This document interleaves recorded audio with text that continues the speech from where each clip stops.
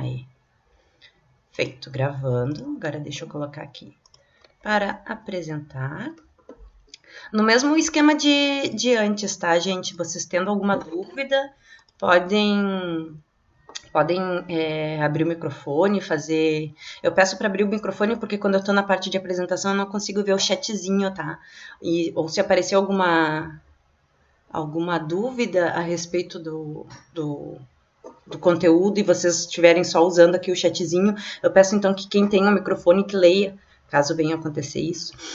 O que eu estava explicando é que a partir da semana que vem a gente conseguiu uma outra professora de biologia, então vocês vou repartir o conteúdo então com uma outra colega, ela é minha colega da pós, Camille, e ela vai estar, então, auxiliando nessa parte de apresentar os conteúdos para vocês, porque senão eu acho que ia acabar não dando tempo de vencer todos os conteúdos que vocês têm que ver até as datas de prova, de vestibular e tal.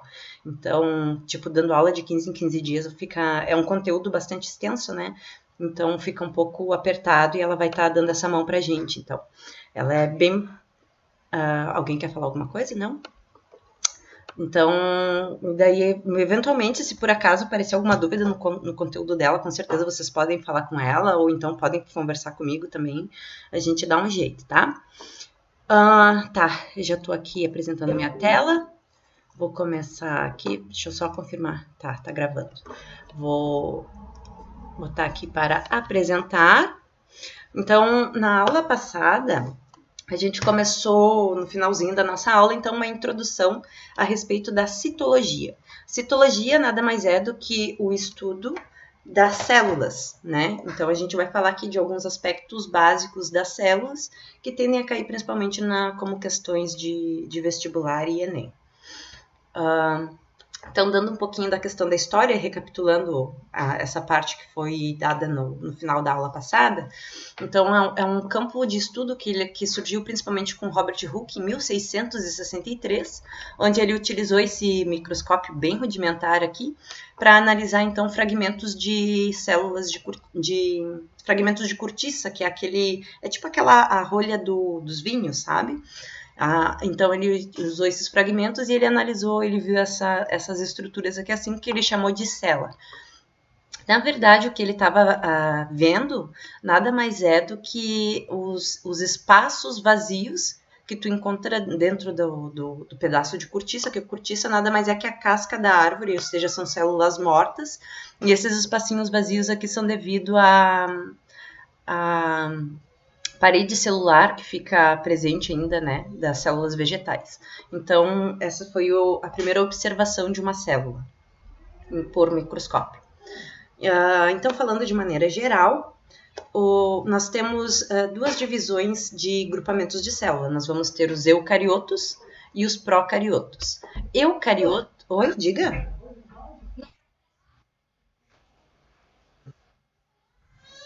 Tá, ok. Os demais estavam conseguindo enxergar? Tá. Ainda não? Vamos ver aqui. Apareceu? Vamos dar uma guardadinha para ver se a colega... Vou ter que vir para cá para permitir, provavelmente. É que às vezes, dependendo da internet, ele dá uma atrasadinha na hora de mostrar os slides.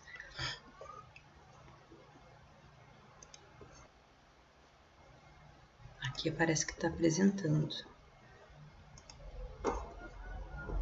Se tiver continuando com esse... Vocês estão vendo o meu slide aqui, eucariotos e procariotos? Não? Deu? Tá. Deu certo? É que às vezes tem mais gente que não está conseguindo ver? Tá, certo. Vamos só esperar um pouquinho. Enquanto a colega está entrando e saindo para tentar ver, então, que isso aqui é parte do conteúdo que a gente já chegou a tratar, né? Então, são células. As células elas podem ser divididas entre eucariotos e procariotos, sendo que os eucariotos vão ser Agora foi? Ah, perfeito. Sendo que os eucariotas, então, vão ser essas células que vão ser caracterizadas principalmente por ter essas organelas membranosas aqui, ó, tá?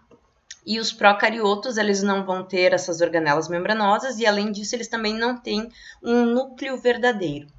Então, o que a gente vai ter aqui, assim, no caso dos eucariotos, é esse compartimento nuclear, esse compartimento para guardar um material genético.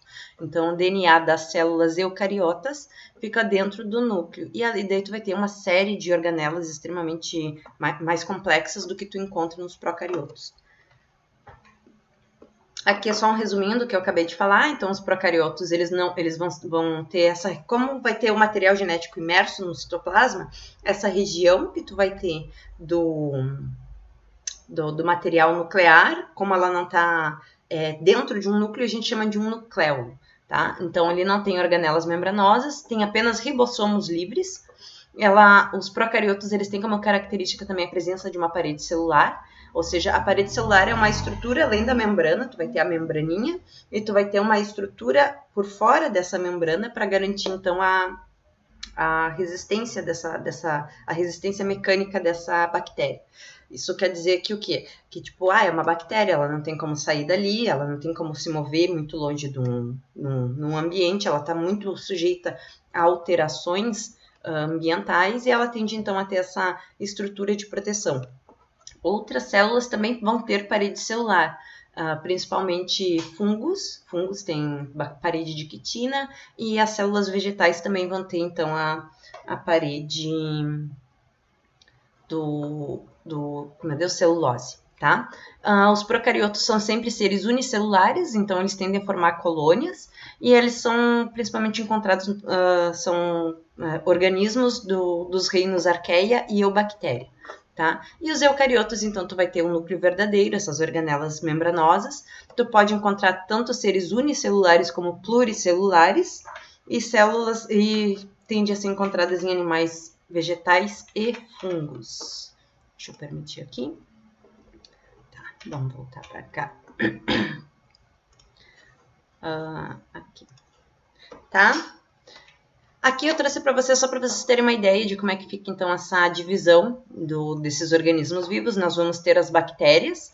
As bactérias, as que pertencem nesse ramo azulzinho aqui, elas tendem a ser principalmente essas bactérias que tu encontra no nosso ambiente mesmo. Elas têm uma vida num ambiente similar ao nosso, sem grande variação de temperatura, presença de oxigênio. E as arqueias são todas aquelas bactérias que são encontradas em ambientes extremos. Então, próximo a fossas vulcânicas, a altas profundidades oceânicas, em regiões de baixas temperaturas, as bactérias que tu vai encontrar, então, vão ser essas do reino Archaea, tá? Isso, o agrupamento entre bactéria e arqueia a gente chama de monera. E todos os demais reinos, então, vão estar dentro de eucária. Eucária, então, vão ser os organismos, que vão ser todos eucariotos, então vão ter aquele núcleo verdadeiro. Daí tu vai ter uma série aqui de protozoários, animais, fungos, plantas, que vão fazer parte, então, desse reino, tá? Então, falando um pouquinho aqui dos procariotos. Eu trouxe aqui uma imagem de micrografia, que é para vocês terem uma ideia de como é que a gente vê isso num microscópio. Esse aqui é um microscópio de varredura de elétrons, né? Ele tem isso para quem acabar indo depois para áreas que seja de biologia, biomedicina, medicina, enfim, daí tem um estudo todo a respeito dos tipos de microscópio que a gente usa, mas é mais ou menos essas imagens que a gente pode ver olhando as amostras biológicas em um microscópio de fato. E aqui a gente tem, então, uma representação esquemática para tentar compreender melhor para deixar mais visível, né, mais didático o que a gente está vendo aqui. Então, a bactéria, ela tende a ter, então, ela pode ter diferentes formatos, né, aqui no caso seria tipo um bastonete. Não vou entrar a fundo agora nessa questão de tipos de bactérias, tipos de colônias, coisas do gênero, porque vai ter uma aula específica para isso, que é relacionada principalmente a doenças, que são causadas tanto por bacterioses quanto viroses, enfim. Mas é importante que vocês tenham em mente como que é quais são as características gerais que tu pode encontrar, então, dentro dessa bactéria, né? Tu vai ter, então, a membrana plasmática. A membrana plasmática, a membrana celular, ela vai estar presente em todos os organismos, sejam eles, então, procariotos ou eucariotos. Tu vai ter uma parede celular e em algumas bactérias tu pode ter essa presença dessa cápsula. Essa cápsula é um mecanismo também de resistência que tende algumas bactérias tendem a produzir. Então, algumas bactérias, um exemplo bem um exemplo bem cotidiano seria, como é que é o nome? O tártaro que se forma entre os dentes. Ele é justamente isso, nada mais é do que as bactérias que estão vivendo na nossa boca, e daí elas fazem elas expelem essa substância de proteção que faz com que elas fiquem aderidas mais firmemente ao substrato em que elas estão inseridas, no caso o nosso dente, né? Então ela é uma estrutura que ajuda a ter a resistência dessa bactéria no ambiente. Aqui daí tu pode ter algumas bactérias com cílios. Esses cílios eles podem ajudar a bactéria a interagir com o ambiente em que ela está inserida, com mudanças ambientais, enfim. Aqui no caso a gente tem uma inserção de um grãozinho de alimento, alguma coisa que ela andou comendo. Tu vai ter o nucleóide, que é o DNA dessa bactéria que vai estar então aqui imerso nesse citoplasma. Estas bolinhas azuis então vão ser os ribossomos, que são as organelas que a gente comentou que elas têm livre no citoplasma. Lembrando que os ribossomos eles são importantes para a produção das proteínas. Então, tu tem aqui o material genético com os genes, seja genes, por exemplo, para expressão, para ajudar a decompor esse alimento. Então, o ribossomo vai ser responsável por ler o RNA mensageiro que vai ser produzido através desse DNA, e daí ele vai produzir, então, as substâncias necessárias para degradar esse alimento, para fornecer energia para a bactéria. Algumas bactérias, então, elas podem ter um flagelo, né?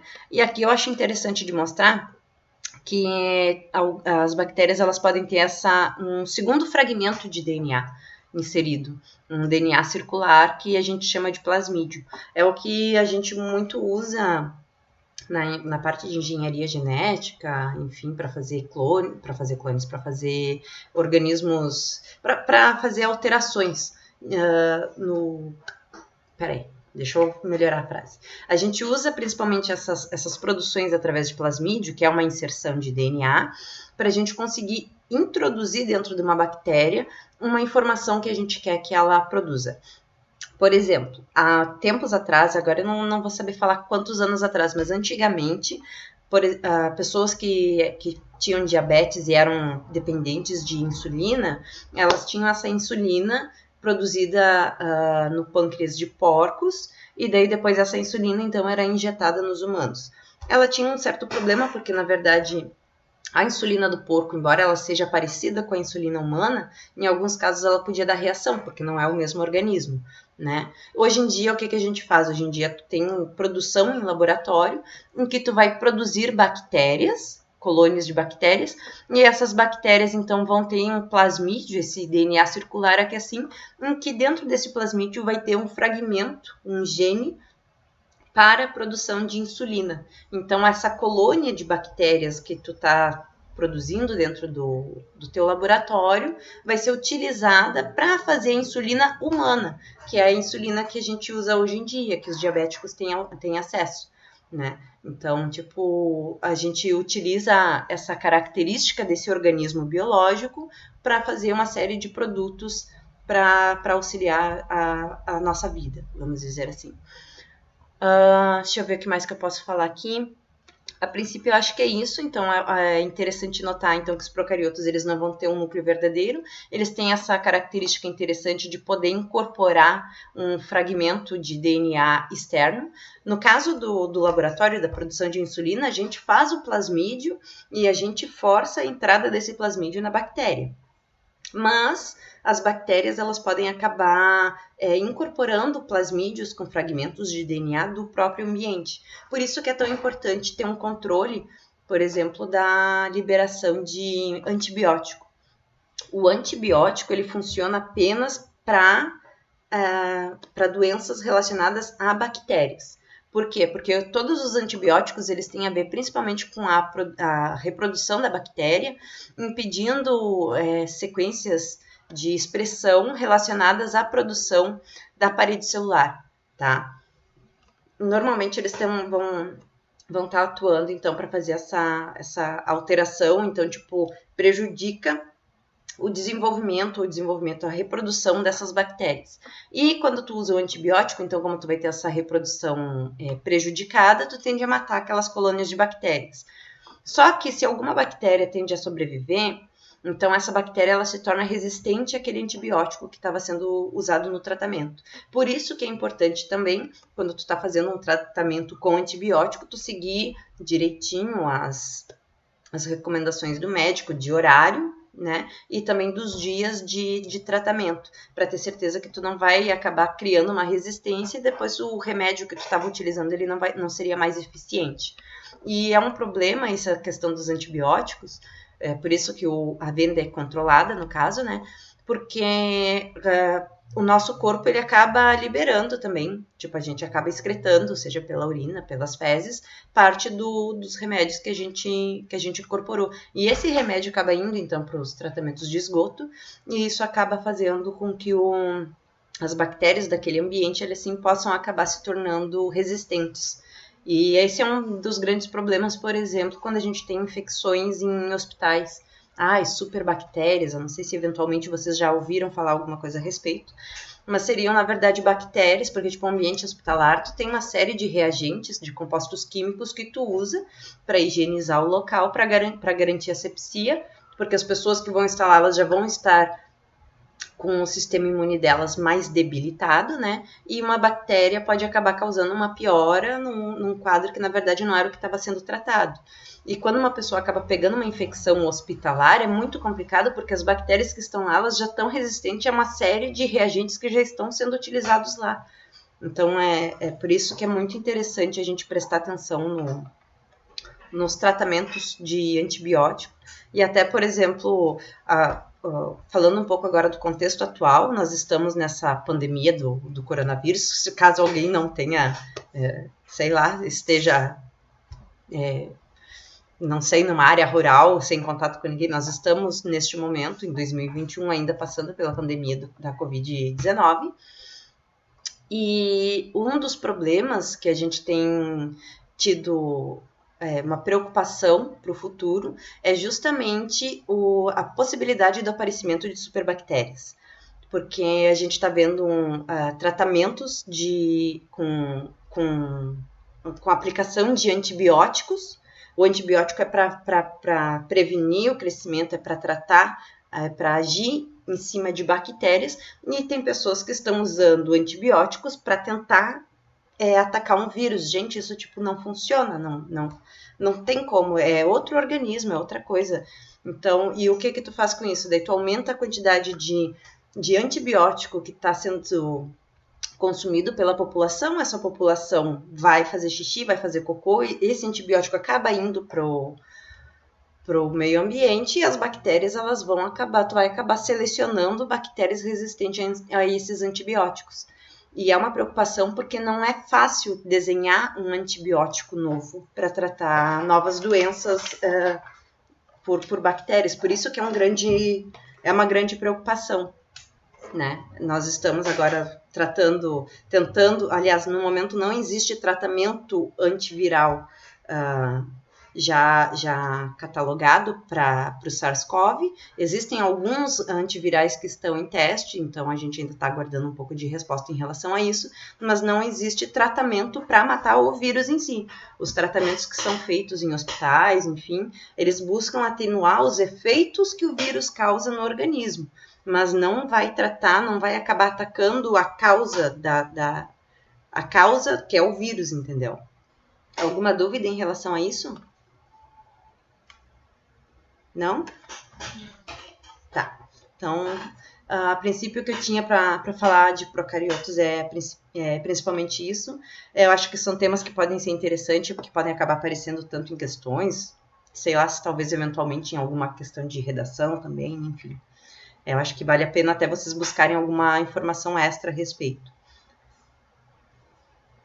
E os eucariotos?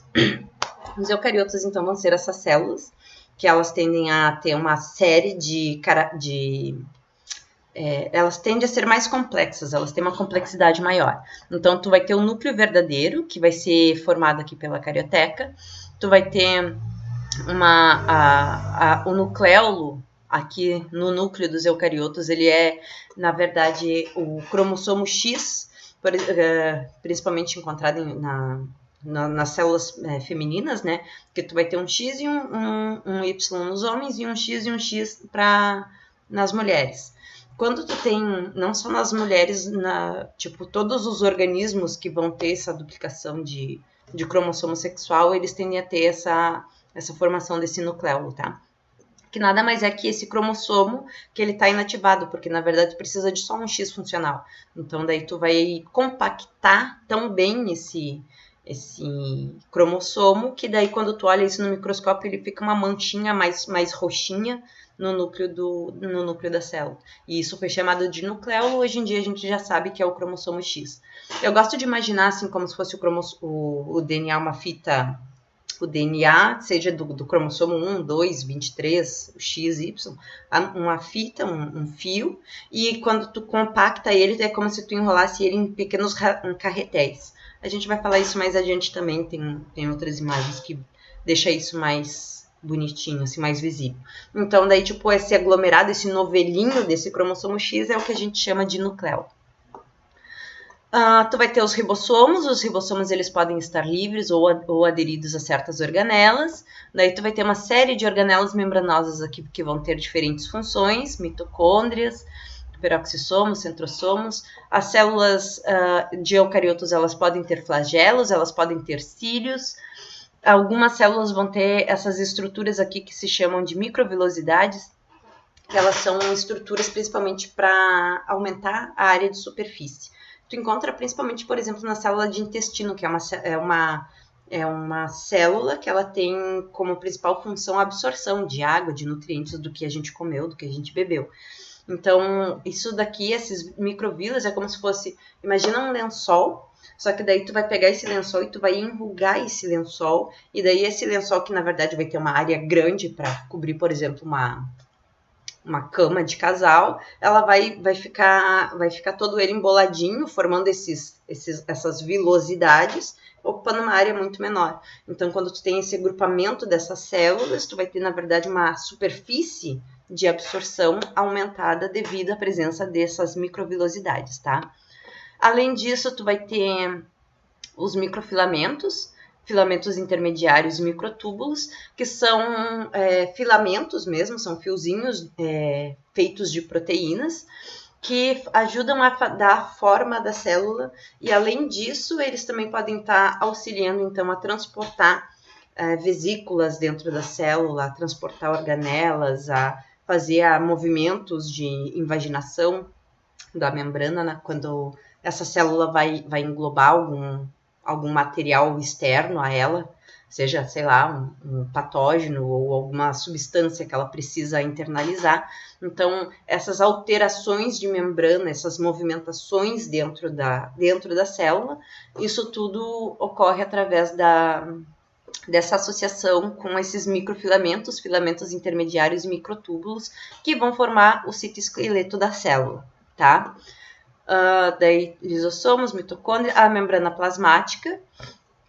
É interessante pensar assim que a membrana plasmática ela é muito importante porque ela vai ajudar a compartimentalizar. Tu consegue definir, tipo, isso é uma célula porque tu tá vendo uma delimitação física, tá? Então, e é a partir da membrana plasmática que a célula vai ter contato com o ambiente externo dela. Aqui no caso tem o centrosoma, que é uma organela que ela vai aparecer apenas quando a célula vai estar em divisão, tá? Flagelos, nós temos como exemplo com célula flagelada as células da traqueia. Então tu vai ter flagelozinhos ali, estereocílios na verdade, mas que vão estar auxiliando a empurrar o muco e tal. Tu vai ter espermatozoides, tu tem algumas células então que vão ter esses flagelos aqui, tá? Retículo endoplasmático e retículo liso. A gente vai falar de cada uma dessas organelas agora, tá? Tudo certo? Estão sofrendo muito? Espero que não seja tão pesada quanto foi a última aula. Perfeito. Tá, então falando um pouquinho agora de cada uma dessas organelas. Deixa eu ver que horas são. Tá bom. A membrana plasmática. O que vocês têm que lembrar de membrana plasmática? A membrana plasmática, então, ela vai ser formada por fosfolipídios. A gente já comentou a respeito dessas estruturas. Então, tu vai ter essas cadeias de carbono que vão ser ligadas a um grupamento fosfato, tá? E elas vão estar formando essa bicamada, sendo que as caudas, que são a parte da molécula que é hidrofóbica, elas vão estar em contato entre si, porque aqui na parte de fora tu vai ter água e tu vai ter a água também na parte do citoplasma, que seria a parte interna da célula, ok? Então, isso se forma justamente, ela forma essa estrutura justamente por causa dessas características químicas que vai ter essas caudinhas de gordura aqui que formam o fosfolipídio. Então, quando vocês pensarem em membrana plasmática, é importante que vocês já se lembrem de fosfolipídios bicamada. Aqui no caso, ela é uma imagem estática, mas é importante que vocês pensem que isso, na verdade, tá se chocando, eles estão se movendo, eles estão se... eu gosto sempre de imaginar como se fosse aquela bolha de sabão. Quando a gente faz a bolha de sabão e fica aquela estrutura assim se mexendo, é mais ou menos assim, mais ou menos nessa dinâmica que tu vai ter a membrana plasmática. E inserida entre essas moléculas de fosfolipídios, tu pode ter proteínas. Aqui no caso a gente tem uma proteína de canal, que vai permitir a entrada de certas coisas dentro da célula, porque a célula está fechada, né? Ela é compartimentalizada. Só que uma célula precisa absorver nutrientes e ela também precisa excretar, seja coisas que tem que ser colocadas fora, seja pela urina, seja pelas fezes, ou então, tipo, sei lá, suor, hormônio. Então, tem uma série de compostos que ela também tem que liberar. Então, a membrana plasmática, ela tem que fazer essa compartimentalização da célula e ela também tem que permitir a comunicação dessa célula com o ambiente que ela tá inserida. Daí tu vai ter uma série de proteínas que podem estar associadas a essa membrana, algumas proteínas permitindo o transporte, principalmente de moléculas que são maiores, porque dependendo da molécula, se é uma molécula pequenininha, ela consegue ultrapassar aqui essa membrana de bicamada, mas se for uma molécula grande, ela já vai precisar de um transporte através da membrana, certo? Além disso, algumas proteínas elas podem ter essas estruturas adicionadas, que então no caso aqui a gente chama esse conjunto da proteína com essas estruturas açucaradas de uma glicoproteína. Glico de açúcar, proteína da parte proteica. Então quando tu tem uma proteína junto com esse penduricalho de açúcar, tu vai chamar de uma glicoproteína. É interessante notar que essa parte de aqui um glicolipídio, no caso seria uma molécula de gordura que vai ter um açúcar conectado a ela, tá? Tu vai ter essa parte açucarada para fora da membrana. E isso é interessante porque, na verdade, são essas ramificações de açúcares que vão permitir com que a célula identifique o que está do lado de fora dela. Essa parte aqui assim açucarada, essas estruturas de açúcares que estão associadas seja a um lipídio ou seja a uma proteína, a gente chama de glicocálice. O glicocálice, então, vai ser a parte da membrana, na parte externa, que vai ser responsável por interpretar o ambiente externo para a célula. Então, é através de como imagina que um patógeno chegou aqui assim e acabou se chocando aqui com esses açúcares.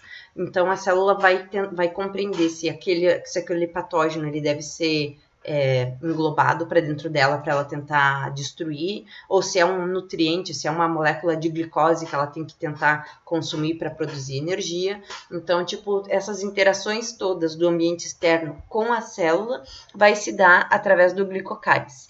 E a entrada dessas moléculas externas vai se dar através, daí depende do tamanho da molécula. Se é uma molécula pequenininha, então ela passa através da membrana. Se é uma molécula maior ou uma molécula com carga, então ela vai precisar utilizar esses canais proteicos, e se for algo muito grande, então tu vai ter os movimentos de endocitose e exocitose, que daí no caso tu vai ter alteração do formato da membrana. Então o citoesqueleto vai fazer a alteração da membrana e vai englobar essas coisas maiores, tá?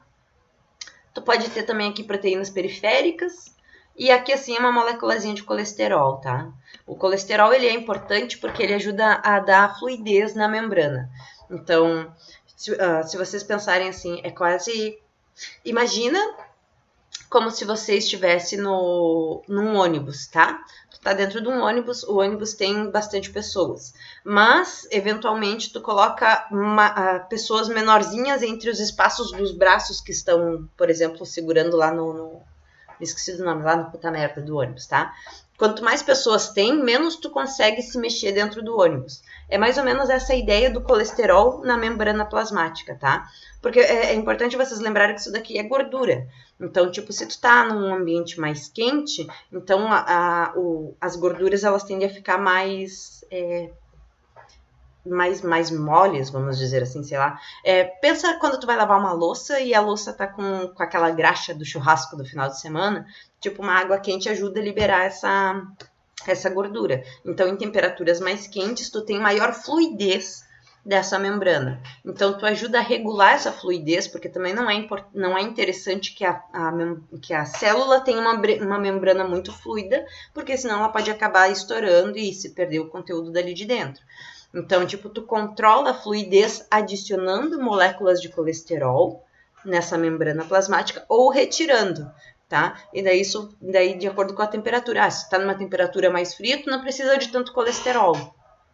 E esse é um problema, por exemplo, da arteriosclerose, essas doenças relacionadas ao sistema cardio e de circulação, porque tu vai ter um acúmulo de colesterol nessas membranas, o que causa esse enrijecimento das veias, das artérias, e isso acaba prejudicando o fluxo sanguíneo. Então, se tu aumenta o fluxo sanguíneo e o teu vaso está muito rígido, por causa do acúmulo de colesterol, além das placas que podem surgir ali entupindo, que vai deixar o fluxo ainda mais rápido, tu pode acabar então tendo um rompimento dessas veias, dessas artérias, causando então acidentes vasculares, tipo, que podem ser bastante importantes quando são principalmente na região do cérebro, mas tu pode ter em outras regiões do corpo também ocorrendo, tá? Dúvidas em relação à membrana?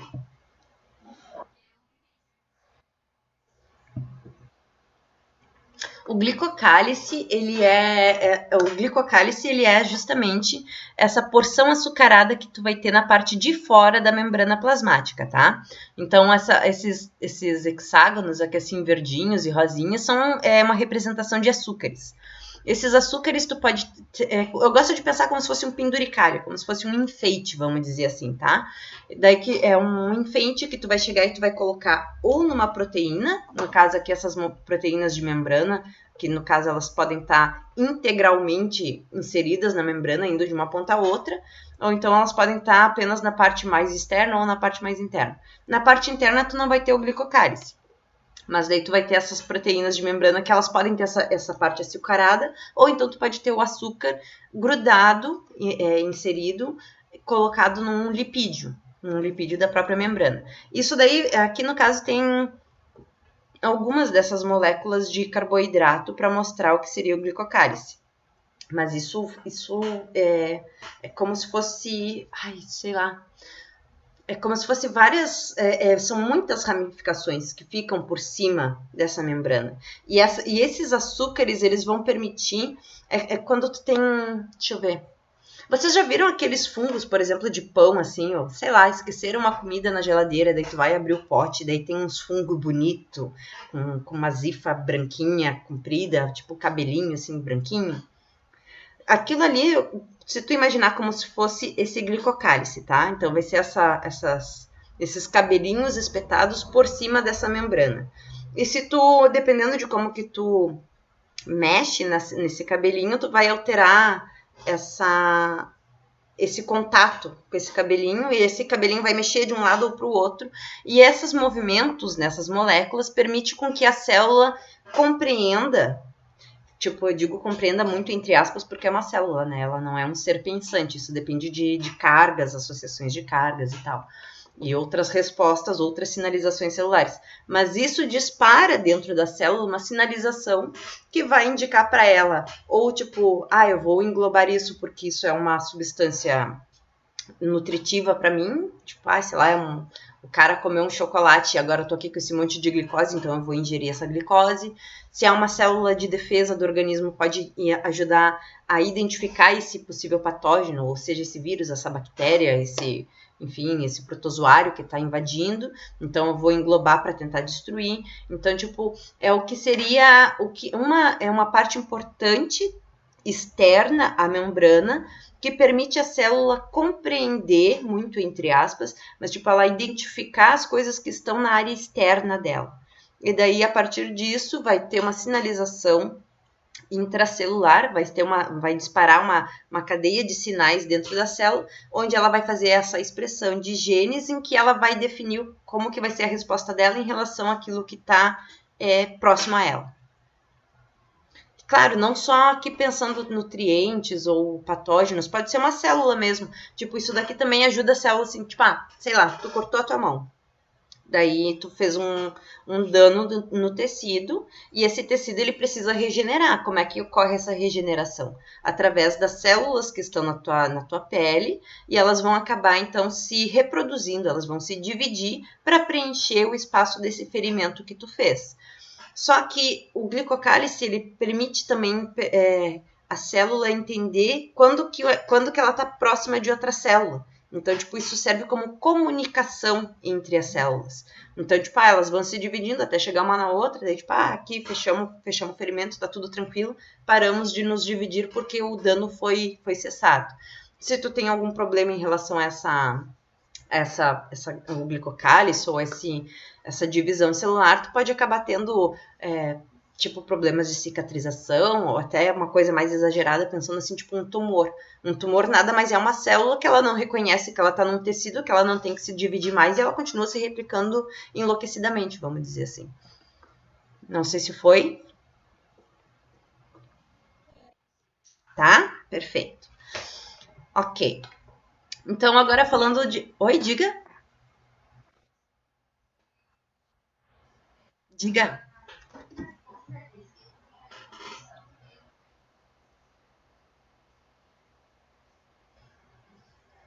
Com as proteínas, sim. A formação do glicocálice é tanto do lipídio quanto com a inserção com a proteína.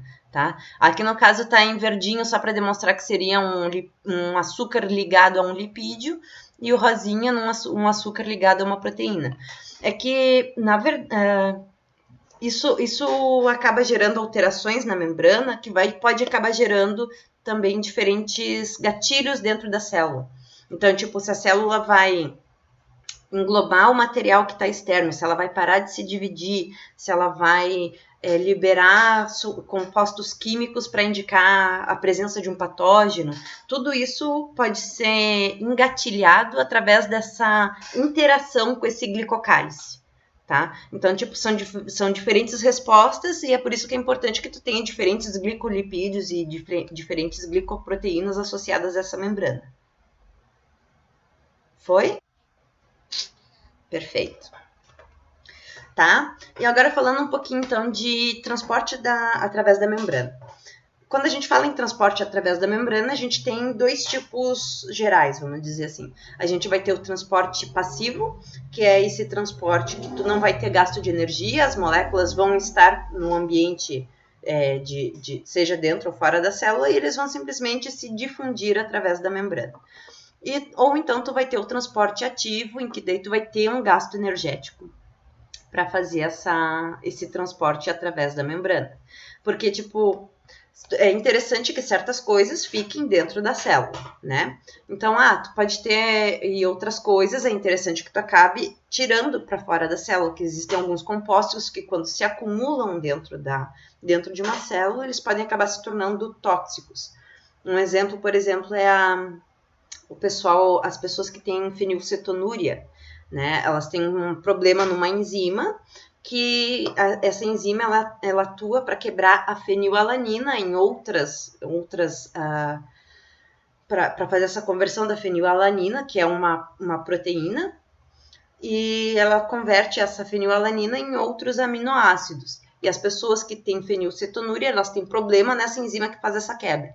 E uma pessoa que quando ela nasce com a fenilcetonúria e ela acaba não sendo diagnosticada e ela consome a fenilalanina, como ela não consegue quebrar essa fenilalanina, a fenilalanina acaba se acumulando no organismo dela.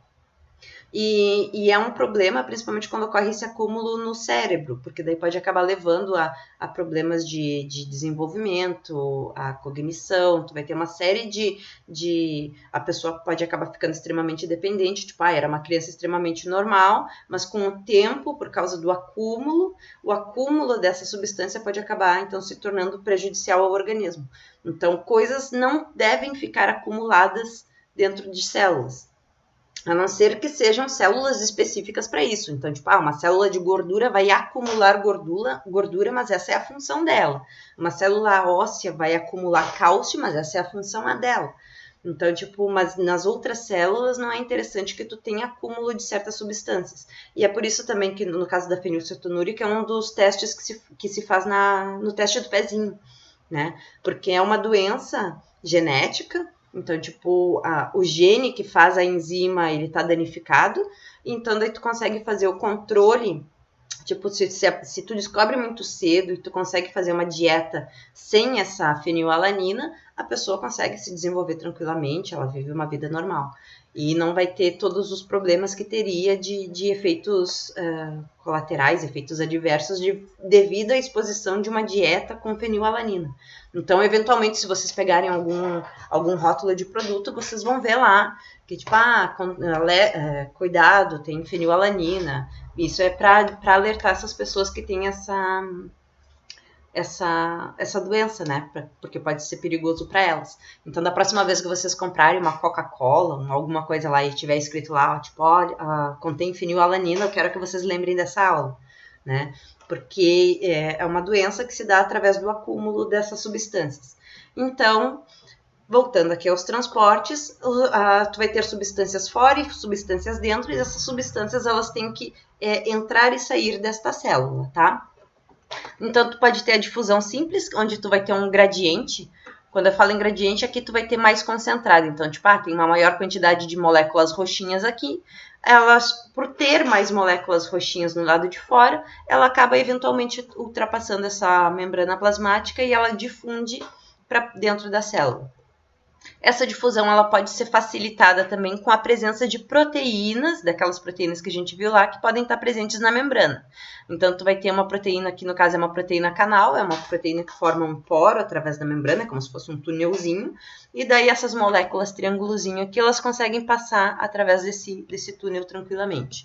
Ou então, tu pode ter aqui uma difusão facilitada, como esse exemplo aqui dessas bolinhas azuis, em que, na verdade, essa proteína, ela funciona como sei lá como é que seria isso daqui, mas tipo, ela tem uma conformação em que ela tá fechadinha dentro na membrana. Quando chega a aproximação dessa molécula azul, sem o gasto, mas só por causa das interações das cargas dos átomos que fazem parte tanto da proteína quanto da molécula azulzinha, vai fazer com que essa proteína mude a conformação e permita com que essa bolinha azul passe de um lado para o outro, tá? Essa alteração de forma, na verdade, aqui neste caso, ela pode ser feita sem o uso de energia, que no caso é o ATP, tá? E tu pode ter, então, um transporte ativo, que vão ser justamente essas moléculas proteicas também, que vão daí utilizar a energia, no caso, então, tu vai precisar comer o chocolatinho e ter a glicose para fazer a produção de ATP para que essa proteína funcione, tá? Por que isso é importante? Isso é importante principalmente em relação a cargas. Por exemplo, o sódio do NaCl, do nosso salzinho de cozinha, ele é uma molécula ávida por entrar dentro de uma célula, tá? Só que, tipo, não é interessante que tu tenha muito sódio dentro da célula. porque ele pode acabar, tipo, o sódio ele é interessante para fazer uma série de reações rápidas, enfim, dentro da própria célula, engatilhar algumas respostas e tal, só que ele deve ser, a entrada dessa molécula deve ser controlada. Então, na verdade, tu vai ter um gradiente de moléculas de sódio maior no lado de fora do que no lado de dentro. Então, tipo, se fosse por difusão simples, onde tu tem a maior concentração de molécula fora, daí tu tende a entrar justamente por causa dessa difusão simples. É a mesma coisa que tu colocar uma gota de corante na água, né? Tipo, agora aqui tá pouquinho, mas tu botou uma gota de corante na água, ela vai ir do ponto em que ela tá mais concentrada e vai se espalhar pelo copo inteiro. É mais ou menos essa ideia, só que daí no caso atravessando a membrana. O sódio, ele não deve, ele tem que ficar do lado de fora, tá? Só que ele já tem um gradiente maior do lado de fora, só que ele tá sempre entrando. E daí tu vai ter essas moléculas aqui, que a gente chama de bombas de sódio e potássio, porque ela vai acabar, então, pegando o sódio que está dentro da célula e atirando para fora. E ela faz isso através também no caso da bomba de sódio e potássio, ela pega o sódio de dentro e atira para fora, e ela pega o potássio que está fora e atira para dentro. Então, tipo, são concentrações de elementos que são importantes principalmente em neurônios. Porque daí tu consegue fazer essa diferença de carga e é o que permite o neurônio a transmitir um impulso elétrico. Isso não sei, eu acho que a gente vai ver em fisiologia daí, tá? Só para vocês terem uma ideia geral. Tipo, essas cargas, esses elementos, eles possuem carga, são positivos, ou então pode ser negativo. Tu vai ter moléculas de cloro também aqui na parte interna da membrana. E quando tu faz essas alterações de carga, principalmente nos neurônios, então é quando tu vai ter esse impulso elétrico. Então, o impulso elétrico do neurônio nada mais é do que essa troca de cargas, de moléculas que está fora para dentro, de forma sequenciada e permite com que uma célula consiga se comunicar com outra, tá? Através dessas correntes, que daí quando chega numa determinada quantidade de conexões, daí a célula vai decidir se ela vai tomar uma decisão ou não, se ela vai liberar um hormônio de estresse ou não, enfim. Então, daí, tipo, as respostas podem ser variadas. Dúvidas? Não sei se ficou bem clara essa parte aqui do transporte ativo. Então, vai ser uma proteína que vai ser responsável por pegar as moléculas e atirar elas contra o gradiente. No caso aqui, ó, pensando aqui nas moléculas quadradinhas, né? Tu tem uma maior concentração das moléculas quadradinhas dentro da célula. O movimento natural dessas moléculas seria sair de dentro da célula. Só que daí tu teria essa molécula, essa proteína, que vai usar energia e ela vai ser responsável por capturar os quadradinhos e atirar para dentro da célula. Tá? Ela vai fazer esse movimento contra o gradiente. O gradiente de concentração.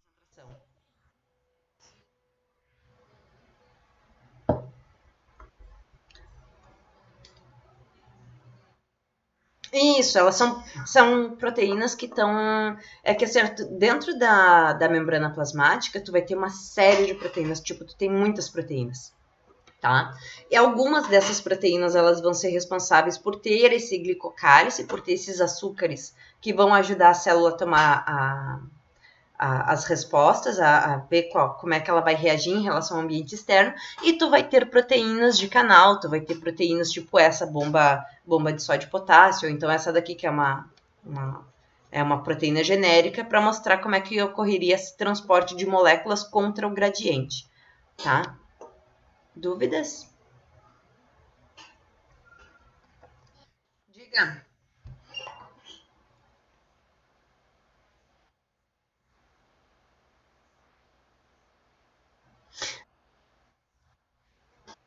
E é que assim, não é que ela vai impedir.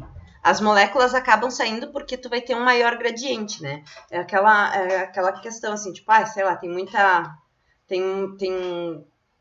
Imaginando num copo de água com o corante, quando tu larga o corante, ele vai do lugar que ele está mais concentrado da gota e vai se difundir por todo o líquido do copo, né? Esse é um movimento natural das moléculas. as moléculas que estão dentro, elas vão acabar difundindo, elas vão escapar para fora. E o que essas proteínas com transporte ativo faz é usar energia para pegar essas moléculas que acabaram escapando e atirar elas para dentro de novo. Mas tu sempre vai ter tanto moléculas dentro ou fora, só que daí o que tu vai deixar de forma equilibrada é que tu vai ter uma maior concentração dentro, nesse caso aqui, né? Tipo, é interessante que tenha maior concentração dos quadradinhos dentro da célula. Daí as moléculas quadradinhas que escapam, elas são bombeadas de volta através do uso de energia, através dessa proteína que vai utilizar o ATP. Não sei se foi? Tá. Ok? Então, é isso que vocês têm que saber através de transporte através da membrana. Tu vai ter o transporte passivo, que vai ser esse transporte de moléculas em que tu não vai ter gasto de energia, ou seja, tu pode fazer isso aqui sem precisar de comer o chocolatinho, ou então o transporte ativo, em que tu tem que ter energia disponível para que as proteínas possam funcionar, tá? Porque ela vai utilizar essa energia vinda da molécula de ATP para poder fazer essa movimentação aqui, ok? Tá, agora falando de transporte, a gente não vai falar agora de transporte através da membrana, a gente vai falar de transporte com a utilização de dobraduras dessa membrana, tá? Então, a célula, ela pode englobar coisas que são muito grandes, não vão simplesmente passar através da membrana ou utilizar essas proteínas. Uma molécula muito grande, um patógeno ou sei lá, algum fragmento de alimento que esteja ali perto que ela pode consumir, então ela vai englobar, fazendo essa alteração da membrana. Quando ela pega o material que está fora para colocar para dentro da célula, a gente vai chamar de endo, para dentro, citose, para dentro da célula, tá? Então, aqui no caso a gente vai ter esse exemplinho aqui assim, que tu vai ter essas moléculas verdinhas, que são interessantes para a célula botar para dentro. Então, tu vai ter a membrana ela vai fazer uma alteração, seja no caso, se for uma pinocitose, pinos é de beber, tá? Então, tipo, uma célula que bebe, então é uma coisa líquida, então, tipo, tá ali, tem a membrana, e daí ela vai fazer essa invaginação, ela vai ter essa reentrância, a substância como é líquida, ela vai entrar para dentro do buraquinho que ela fez e ela fecha na parte de cima e vai formar essas vesículas, tá? Então, ela vai fazer essa ingestão desse material através dessa dobra de membrana. Ou então, se for uma molécula rígida, então a gente vai ter uma fagocitose. Fagos é de comer. Então, tipo, a célula vai comer através de, tipo, já que é uma estrutura rígida, então tu vai ter uma projeção da membrana, formando, tipo, pseudópodes, tipo aquelas das amebas, assim, que vai fechar e vai englobar esse material externo. Então, daí, através dessas vesículas são internalizadas, elas podem acabar sendo digeridas, esse material que foi digerido pode ser disponibilizado e ser utilizado dentro da própria célula, ou então ele pode ser excretado, ele pode ser jogado para fora, através da exocitose. Exo é para fora, citose de célula, então para fora da célula, tá? Esses são os dois grandes movimentos que uma célula pode fazer. Dúvidas? Não? Vamos adiante, então. Então, a partir do que a gente já entendeu, que uma célula pode acabar... É até as 10, né, gente? Só para... Tá. A gente já entendeu que a célula pode acabar tendo esses transportes através da membrana, ou então ela pode fazer essa internalização ou essa excreta de moléculas maiores através dessas modificações de membrana, tá? Essas modificações, a invaginação ou então a formação de pseudópodes. Aqui no caso, então, a partir do momento em que tu englobou essa membrana, vale notar que assim, olha, eu não sei se vai ficar bom para vocês verem, mas tipo, aqui no caso seria uma fagocitose, então tu vai ter a formação do pseudópode para englobar essa partícula alimentar no caso, e daí tipo, tu vai unir essa extremidade com essa outra aqui, tá? E daí quando tu faz isso, tu vai juntar a membrana plasmática que vai estar fazendo a parte externa da célula, e também tu vai permitir a união dessas duas extremidades aqui, formando uma vesícula, tá? E dentro dessa vesícula vai ter, então, a partícula alimentar que tu estava interessado em internalizar. Quando a partícula vem através de um movimento de fagocitose, a gente chama essa internalização, essa vesículazinha aqui, de fagossomo. Quando a partícula vem através de um movimento de pinocitose, tu chama isso de pinossomo, tá?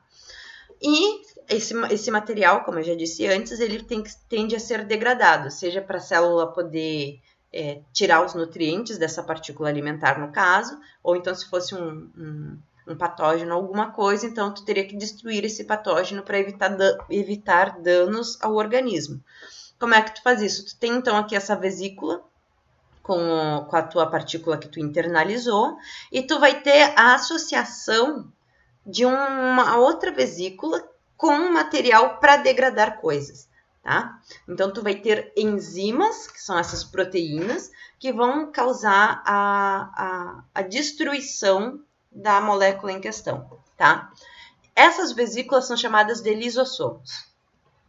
Os lisossomos, então, o que vocês têm que pensar? O lisossomo é uma vesícula que ela é produzida dentro da célula e ela é uma vesícula que ela vai ter enzimas para digestão de coisas. Que coisas são essas? As coisas podem ser partículas alimentares que vão entrar na célula através da fagocitose ou da pinocitose. Pode ser também vacúolos autofágicos, tá? Isso daqui, fagossomo, pinossomo, também pode ser chamado de vacúolos, tá? É apenas uma outra forma de chamar essas vesículazinhas que a gente pode encontrar dentro da célula. Um vacúolo autofágico, o que raios quer dizer isso?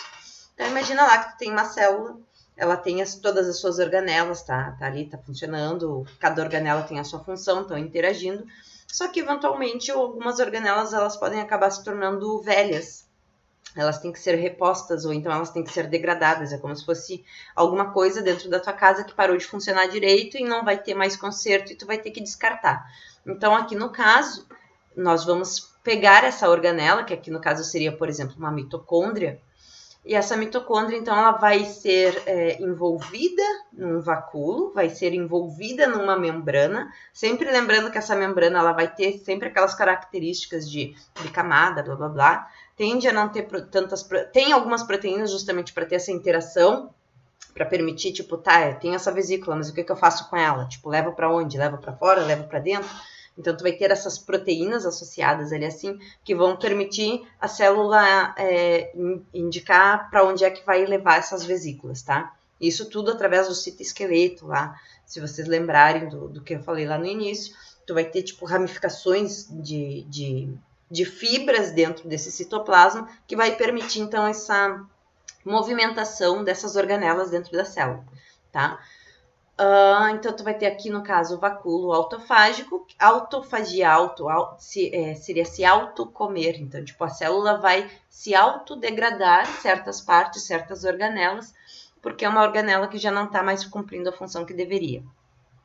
Então, tipo, seja um vacúolo autofágico ou um vacúolo digestivo, tu vai pegar esse lisossomo, que é essa vesículazinha com material que vai permitir a degradação dessa proteína, e tu vai associar, vai juntar as duas, fazendo com que as enzimas que estão dentro do lisossomo sejam liberados dentro dos vacúolos, e daí faça a digestão, formando então aqui um vacúolo residual.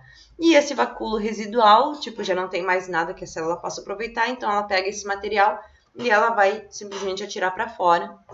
Daí, no caso, por exemplo, vai para o sangue, daí do sangue vai ser filtrado nos rins, no fígado, enfim, e daí depois vai para as nossas excretas, tá? E os vacúolos, então, aqui, os lisossomos aqui, o que vocês têm que saber? Então, são essas vesículas com enzimas, onde tu vai ter, então, quando ele é liberado dessa organela que produz o vacúolo, ele é chamado de lisossomo primário. Ele pode ser associado a um vacúolo digestivo ou a um vacúolo autofágico. Quando tem essa associação, essa união dessas duas vesículas, então tu vai ter o vacúolo residual e é o vacúolo residual que vai ser transportado para próximo da membrana, daí essa bolinha se aproxima da membrana, vai se fundir a membrana e vai liberar o conteúdo que estava dentro dela para fora, tá? Fazendo então essa exocitose de resíduos. Certo? Dúvidas sobre lisossomos? Diga. Não, os lisossomos são essas vesículas com as bolinhas vermelhas.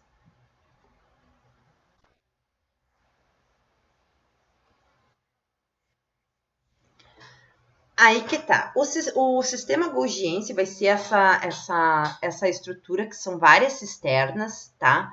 São essas várias vesículas membranosas, em que ele vai ter como responsabilidade produzir, terminar o processamento das enzimas que são produzidas dentro da célula. Então, tipo, tô lá fazendo uma enzima, uma catalase, por exemplo, no caso, sei lá. Estou fazendo uma enzima para degradar a glicose. Essa enzima, às vezes, ela tem que passar por um processamento e ela tem que ser empacotada. Seria como se fosse um sistema de logística de uma empresa, em que, tipo, tu fez o material na empresa, só que para te transportar isso, tu tem que colocar numa caixa. Então, no caso, o que o sistema golgiense vai fazer, vai se pegar essas bolinhas vermelhas, que seriam as enzimas, e botar em pacotinhos bonitinhos, que são os lisossomos. E daí o lisossomo, então, vai ser uma vesícula com as enzimas de digestão dentro. E daí essas enzimas, esse lisossomo primário, esse lisossomo que ainda não foi incorporado a um vacúolo, ele se chama lisossomo primário. Quando o lisossomo primário ele é incorporado junto a um vacúolo, seja o digestivo ou o autofágico, ele vai formar um vacúolo, um lisossomo secundário e depois um vacúolo residual, que é o que vai ser utilizado para enviar para fora o que não serve mais de interesse para a célula, é o resto, tá? Ok? Tá. Então, quando vocês pensarem em lisossomos, eu quero que vocês lembrem disso. Fagocitose, fagossomo ou pinossomo ou vacúolo digestivo, vacúolos autofágicos e a presença dentro dessas vesículas, dessas bolsinhas, de enzimas que vão ajudar a digerir o material que está dentro desses vacúolos. E daí, depois que fez a digestão desse material, o resto, o que sobra, é colocado para fora da célula. Seguindo um pouco a lógica do que a gente estava fazendo, peraí. Aqui tem uma outra imagem só para mostrar um pouco mais, né? No caso aqui, o material sendo fagocitado, formação dos pseudópodes da membrana. Aqui a aproximação da membrana, que no caso vai fechar a membrana plasmática da célula e vai fechar a membrana do fagossomo, tá? A partícula foi internalizada. E daí tu vai ter aqui no caso também pode ser, no caso, o pinossomo, né? O material líquido acaba sofrendo essa endocitose, forma o pinossomo. Esse pinossomo ele pode ser, então, incorporado a esse lisossomo primário, formando o lisossomo secundário, ou então o lisossomo primário também pode acabar sendo associado a um vacúolo autofágico em que uma organela, que já está mais velha, tem que acabar sendo digerida. E daí, quando ocorre essa fusão, seja do lisossomo primário com o vacúolo autofágico, ou com o pinossomo, ou com o fagossomo, então tu vai ter a formação de um lisossomo secundário que vai destruir esse material que foi internalizado, ou que precisa ser destruído, ok? Agora falando de um tipo especial de lisossomo, que são os peroxissomos, tá? Aqui eu trouxe uma imagem de micrografia, que tipo, a gente vê esses esqueminhas assim bonitinhos, mas na verdade quando tu vai olhar no microscópio é mais ou menos isso que tu vê. Então tu vai ter ali o complexo de Golgi produzindo esse monte de vesículas, né? Que são os lisossomos. E essas vesículas, eventualmente, elas podem ter dentro delas a enzima chamada catalase. A catalase, ela é utilizada principalmente para detoxificação. Então, por exemplo, é a que vai quebrar... meu Deus, me esqueci o nome. Água oxigenada, H2O2. Tá? Eventualmente, tu vai ter alguns algumas reações dentro da própria célula que pode acabar resultando como resíduo a H2O2. Ou então, tipo, sei lá, ingestão, alguma coisa teve contato. Tipo, isso não é bacana de ficar dentro da célula, porque é uma substância que causa degradação de coisas biológicas. Tanto que, por exemplo, ela é utilizada, água oxigenada é utilizada, por exemplo, em ferimento. Tu põe no ferimento, ela borbulha e tal. Ela acaba, tipo, prejudicando as coisas vivas, vamos dizer assim, tá? Então, tipo, não é bacana de tu ter dentro de uma célula. E daí, para evitar, para contornar um pouco essa presença de peróxidos, não só H2O2, mas tipo, é um dos que mais aparece em questão de prova, mas tipo, principalmente peróxidos, daí tu vai ter então essa enzima catalase que vai quebrar esse peróxido em moléculas que não sejam agressoras a um organismo vivo. Então ela vai quebrar principalmente também ácidos graxos, e ela é uma organela que nada mais é do que um lisossomo com catalase dentro, tá? Um peroxissomo é um lisossomo com catalase dentro. Então, tipo, várias vesículas com catalase vão se juntando e vai formar essa baita vesícula que a gente está vendo aqui nessa imagem, que é o peroxissomo. E ela é principalmente encontrada, por exemplo, no fígado. Então, o fígado ele é um órgão do nosso corpo que ele tende a fazer essa detoxificação do que a gente come, enfim, sei lá, uma cervejinha no final de semana. Acho que vocês nem têm idade para isso ainda, mas enfim. Mas, tipo, tomar uma cervejinha no final de semana, o que vai garantir que o álcool não vai ficar ali destruindo as tuas células é as células do teu fígado que vão estar atuando para degradar esse álcool. E quem vai fazer isso vão ser os hepatócitos, que são as células do fígado, que elas são ricas em peroxissomos. E daí elas ajudam, então, a fazer essa conversão do álcool em alguma molécula que não seja tão agressora. Tá? Então, tipo, apareceu lá peroxissomo. Quem é o peroxissomo? É um lisossomo com catalase. Certo? Dúvidas? Olha que bonitinho que ficou esses Golgi aqui nessa micrografia, mostrando bem como é que é essas vesículas membranosas mais compridinhas, assim. Tá, talvez não seja tão bacana para vocês, mas enfim. Tá? Se não tem dúvidas, eu vou seguindo. Qualquer coisa, vão me parando. 10 minutinhos. Então, falando assim, tipo, falamos dos lisossomos, falamos dos peroxissomos, agora a gente vai falar das organelas que são responsáveis por produzir as enzimas que vão estar dentro dessas vesículas. Então, tu vai ter o complexo golgiense, que vai ser essa estrutura membranosa, e a gente diz que ele tem uma face trans e uma face cis, tá? Na face cis é por onde ele recebe vesículas. E na face trans é por onde ele vai expelir as vesículas, tá? Ele recebe vesículas de quem? Ele vai receber do retículo endoplasmático rugoso.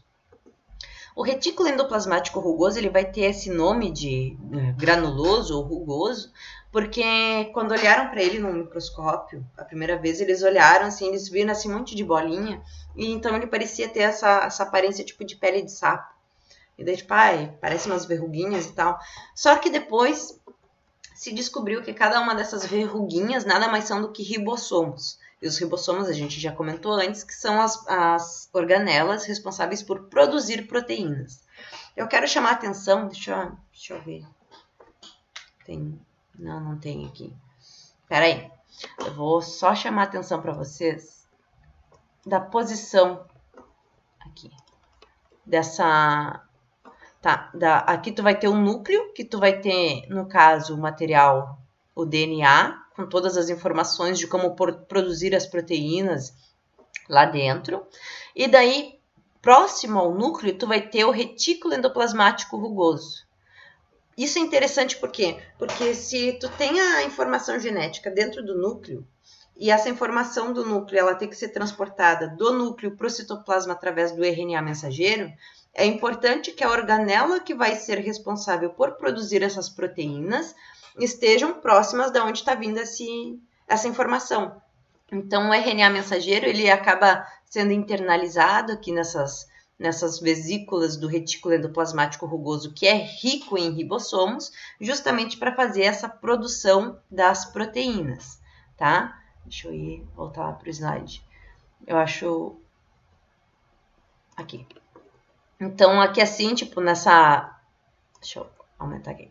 Então, nessa parte aqui embaixo, tu teria um núcleo que está, então, transmitindo o RNA mensageiro, saindo o RNA mensageiro de dentro do núcleo para dentro do retículo endoplasmático rugoso. Os ribossomos que estão aderidos a essa membrana vão produzir a proteína e a proteína é atirada para dentro. Na verdade, o RNA mensageiro fica por fora. O ribossomo é como se pegasse a fita que está passando por fora, ele lê essa fita do RNA mensageiro, ele vai fazer aquela codificação da proteína, vai fazer a proteína e vai atirar para a parte de dentro dessa cisterna. E a partir dessa cisterna, que assim, de acordo com o que vai ocorrendo o acúmulo desse material, tu vai ter a formação dessas vesículas com esse material proteico, tá? E daí essas vesículas que saem do retículo endoplasmático rugoso vão entrar na face cis do complexo de Golgi, tá? E elas vão ser processadas. Então, pensa assim, a gente viu lá, por exemplo, aquelas proteínas de membrana, né? Que vão ter o glicocálice, que vão ter os açúcares. A parte da produção da proteína em si, ela é feita aqui no retículo endoplasmático, tá? A incorporação do penduricalho de açúcar é feito no complexo de Golgi. Então, tipo, o complexo de Golgi, ele vai fazer o processamento das proteínas que são liberadas pelo retículo endoplasmático. Então, é um penduricalho, é a adição de um açúcar, de um mineral, de alguma coisa, tipo, sei lá, tô pensando agora no grupamento M, que está presente nas hemácias, que ajuda no transporte de oxigênio e gás carbônico. O grupamento M, ele tem uma molécula de ferro no centro dela.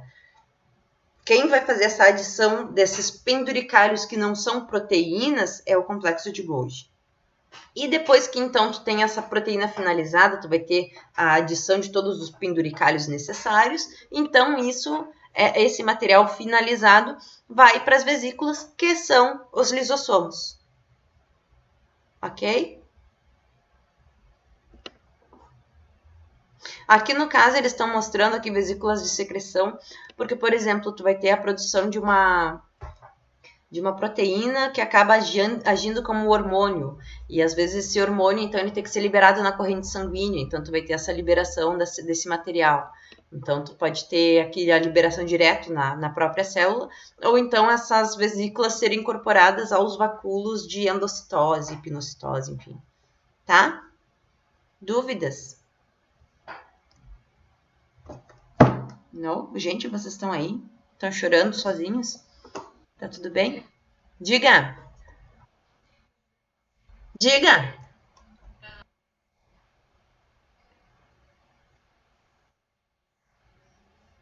Uhum. Isso, no retículo endoplasmático rugoso ou granuloso. Isso, no complexo de Golgi. Isso, porque elas vão fazer parte, as proteínas que são finalizadas, que são processadas, elas vão ser incorporadas nessas vesículas. É interessante de ver assim, o complexo de Golgi, ele vai brotando essas vesículas, esses lisossomos da parte trans dele. Quando tu vai ver aqui, ó, no caso aqui assim a parte cis, ele está recebendo desse lado, e ele tá liberando daqui, mas vai formando várias bolsas, e cada uma dessas bolsas, dessas vesículas, vão ter um material proteico ali. Deixa eu ver se não tem outra. Ó, aqui, ele recebeu o material aqui, daí depois que ele faz a finalização, então vai brotando essas diversas bolinhas a partir da face trans. Tá? Isso é uma coisa importante que eventualmente cai em prova, é justamente isso, assim, a posição trans, que é o que vai liberar, e a face cis, que é o que vai receber esse material no complexo de Golgi, né? Recebe do retículo e libera para o citoplasma. E no caso dessas proteínas de membrana, como elas estão em vesículas, sempre lembre que essas vesículas, que essas membranas, tudo é fosfolipídio, bicamada. Então, tipo, é o mesmo material que está fazendo a membrana da célula. Por isso que ele consegue chegar e se aderir à célula e fazer parte dessa... Tipo, tá vindo me falta uma mão aqui, mas, tipo, tá vindo a bolinha aqui assim, e daí ela consegue se abrir e se misturar as moléculas que fazem parte da membrana plasmática. E isso causa, então, a liberação para o exterior. E, eventualmente, não só a liberação para o exterior, mas aquelas proteínas que estão associadas a essa membrana vão estar disponíveis na membrana a partir que ela faz essa fusão, né? Quando essa vesícula se fusiona com a membrana plasmática, então aquelas proteínas que estavam ali naquela membraninha se tornam parte da membrana também. Não sei se ficou claro, foi? Tá, de nada. Ok, temos mais algum tempinho. Tá, aqui só para falar dos ribossomos. Então, aqui o ribossomo ele é feito por RNA ribossomal, que a gente já viu antes, e associados a proteínas, e eles podem ser encontrados livres. Então, tipo, mesmo numa célula eucariótica, tu vai ter eventualmente ribossomos livres, não só associados ao retículo endoplasmático rugoso, e em procariotos eles vão estar sempre livres, tá?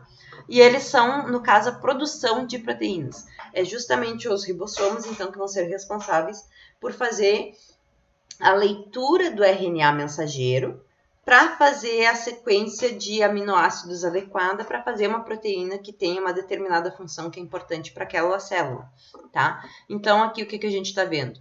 O ribossomo ele é formado por duas subunidades, uma maior, que é a laranjinha, e uma menor, aqui no caso a azul. Ele vai permitir a entrada dentro dele dos RNAs transportadores, que vão estar, então, associados, quando eles vão estar carregados com um aminoácido. E essa leitura, então, vai se dar através dos códons do RNA mensageiro. Então, tu vai ter essa complementaridade de códons do RNA mensageiro com o RNA transportador, que daí o ribossomo vai identificar se tiver a junção certinha desses códons, então ele vai usar esse aminoácido que está sendo transportado pelo transportador para ser adicionado na cadeia peptídica que ele está fazendo, tá? E daí, no caso que depois que ele vai correndo essa fita do RNA mensageiro até chegar no códon de parada, quando ele chega na parte de parada, ele desacopla, meu Deus, que palavra difícil. Ele vai se separar a subunidade maior da menor, tá? Então, daí por isso que o códon de parada é interessante, porque senão ele continuaria adicionando aminoácidos e daí a proteína acabaria ficando uma estrutura toda torta, toda estranha. Então, essas sinalizações de início, de quando ele fecha, se vocês lembrarem lá o códon A, o G, que é o códon de início, então, tipo, ele juntou a subunidade maior e a menor, ele vai correndo o RNA mensageiro até chegar à parte de início, que é a metionina. Daí, tipo, ele adiciona uma metionina e daí ele segue adicionando nucleotídeos de códon a códon, de acordo com que ele vai correndo esse RNA mensageiro. Terminou de correr, ele vai terminar de correr quando ele chegar no códon de parada, que daí vai fazer com que ele se desconecte e acabe, então, liberando tanto o RNA mensageiro quanto a cadeia, tanto o RNA mensageiro, quanto a cadeia polipeptídica e a subunidade maior e menor. Tá? Dúvidas sobre ribossomos? Não? Aqui, no caso, é bacaninha de pensar como é que é a inserção dele na membrana, porque, tipo, essa parte, ele tá associado à membrana do retículo endoplasmático rugoso, né? Essa parte que permite, então, que sai essa cadeia polipeptídica é o que fica voltada para dentro do retículo endoplasmático. E o RNA mensageiro fica voltado para fora, tá? É por isso que ele consegue pegar essa proteína que ele fez e atirar para dentro do retículo, e o retículo daí põe isso numa vesícula e envia para o complexo de Golgi. Certo? Os retículos endoplasmáticos também, eles são responsáveis por produzir não só essas proteínas, essas coisas, mas também por produzir gorduras, açúcares, são feitos ali também, tá? Ok. A gente fechou nosso horário. Dúvidas em relação à aula de hoje? Deixa eu voltar aqui para ver vocês. Deixa eu parar